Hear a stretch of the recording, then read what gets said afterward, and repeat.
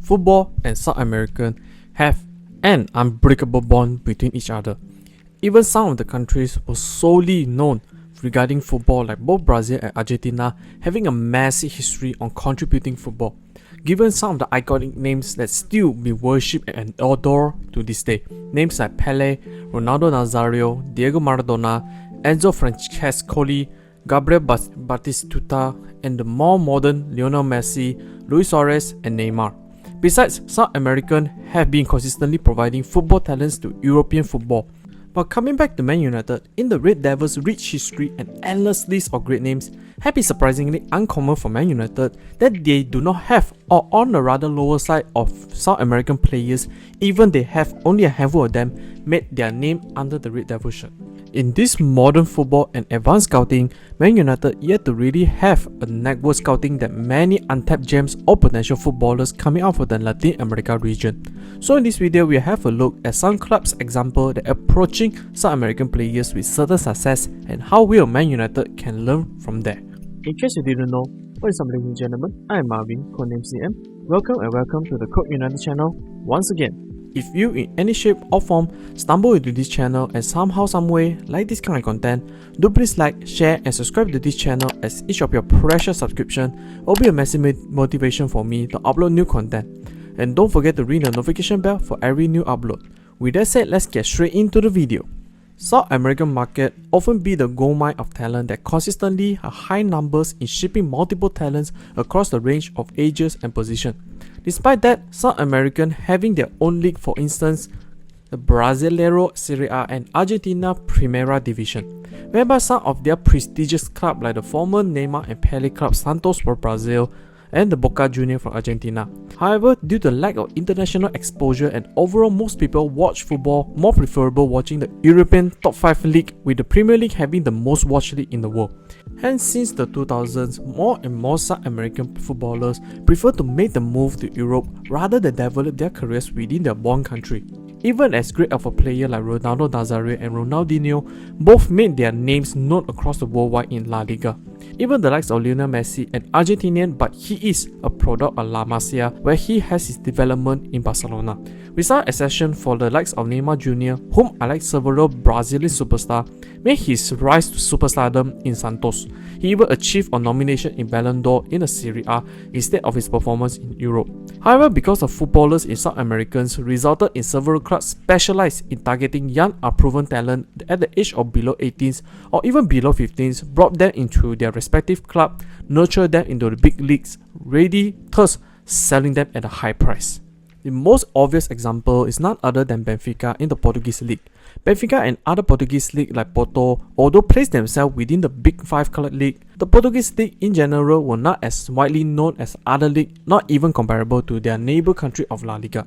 Despite knowing their role is not being the same tier in terms of the popularity, they flourish in having one of, if not the best scouting network in spotting hidden gems and unproven talent, particularly in the South American talent pool, where they bring them in, help them train and nurture into first team players under the Portuguese academy system. Examples like Angel Di Maria, Enzo Fernandez, Anderson, Darwin Núñez, João Neves, etc. All of these names were brought in at a young age and then at years for first team football, sold to other teams for big money. Benfica themselves were so successful by June 2017, Benfica had earned a whopping 617 million euro from player transfer since the 2010 to 2011 season, more than any club in the world.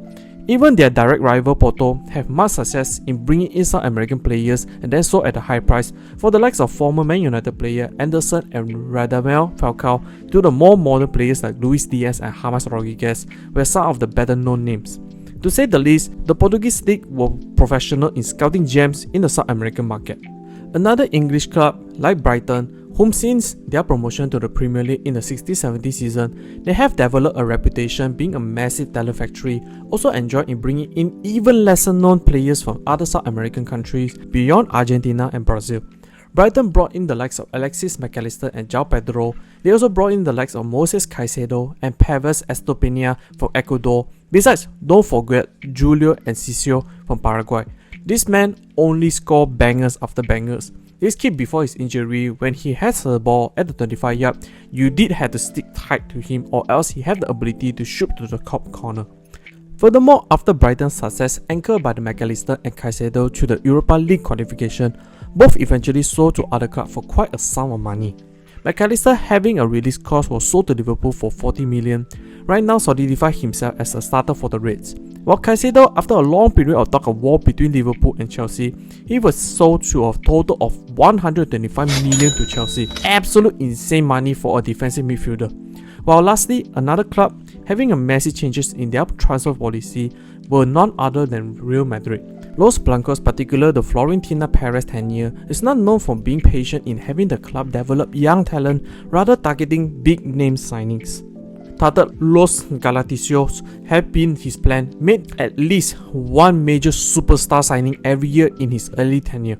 During the first Los Galacticos, Real Madrid broke the bank, made numerous high-profile signings, opening the signature with the likes of Zidane, Figo, Beckham, Owen and Ronaldo Nazario. Late in the 2000s, Real Madrid again made a multiple big-name signing like Cristiano Ronaldo, Kaká, Karim Benzema, Xabi Alonso, etc. However, ever since the late 2010s, with the introduction of FFP and shift in the transfer market, especially Neymar's humongous 222 million signing to PSG, gradually transformed the whole transfer policy. During that time, Real Madrid, unable to consistently match the ever-growing price tag for established players, thus a change in transfer policy had become essential by targeting young unproven players, then developed themselves into top-class players as well. Both Vini Jr. and Rodrigo were signed by Los Blancos at the age of just 18-year-old respectively. With years of top-level training plus football experience in their name, both Brazilians become a crucial piece in Real Madrid, with Vini Jr. inserted himself into the Ballon d'Or player, while Rodrigo had become an underrated goal scorer for the team. Besides that, Real Madrid did not stop there, as they furthered their scouting network, brought in Endrick, another Brazilian wonder kid, have already shown glimpses of brilliance in his short spell.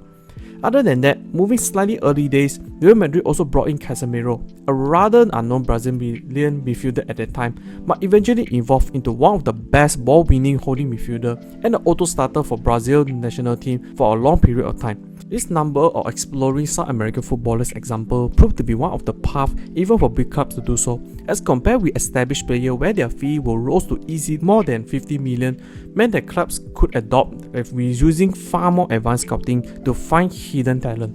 As for Man United, with a very surprising matter, a long period of time of their dominance, apart from Carlos Tevez and the Silva twins, to a stretch, Anderson enjoyed certain success with the Red Devils. Other South Americans did not enjoy much of success, rather some of them had become a flop in general. With the likes of Veron, despite his highly rated reputation before joining Man United, he did not have a pretty spell with the Man United. The Uruguayan striker Diego Forlan go on to be one of the best strikers in the world, either the club or the international stage. He did not fare well under Fergie, but did have a cult status after scoring the brace against Liverpool. To a modern time, Alex Telles, being an average signing at best, felt a shell of his former self when joining Man United. Di Maria did not have a smooth time in the Man United since his falling out relationship with manager at that time Louis van Gaal. Cavani, whom enjoyed a great first season but deteriorated in the second season due to the change in managers and injury himself. Now Anthony, an £86 million signing, they have spark of success, but overall was more of a meme than an actual player. In general, Man United's lack of South American network hurt their chance in getting a young talent that, if done correctly, could help them improve on the squad level. During Rangnick's short time in Man United, they recommend several young talent names like Julian Alvarez playing for River Plate at that time, but due to dysfunction in the management at that time, Man United missed out a super talented striker. Fortunately, recent reports suggest that under Ineos, Man United was starting to focus their scouting in uncovering hidden talents. Links that have already emerged with the likes of Aaron and Selmino and 18-year-old centre-backs of Boca Juniors and Franco Mastantuono of River Plate's 16-year-old midfielder. So under a new partial takeover, hopefully, Man United could make a further effort by bringing young talent, and even they live in the future were able to cash in a fortune. That's the end of the video. What do you guys think in terms of Man United to explore the South American market? Will they get the unearthed talent and then develop into the class player? Comment down below so that we can have a discussion. Hope you enjoyed this video. I will see you all in the next one.